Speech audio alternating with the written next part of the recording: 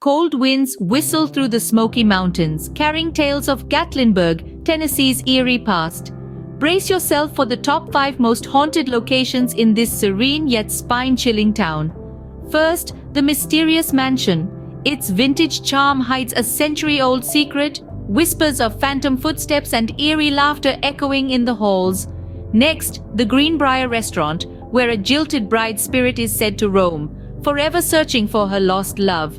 Third, the Rocky Top Inn. Guests report chilling encounters from spectral figures to unexplained voices.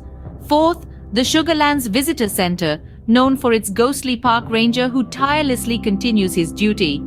Finally, the Elkmont Ghost Town, its deserted cabins housing spectral residents who refuse to leave. Remember, Gatlinburg's beauty is laced with the supernatural, making it a must-visit for thrill-seekers and ghost hunters alike. Stay curious, stay vigilant, and most importantly, stay spooked.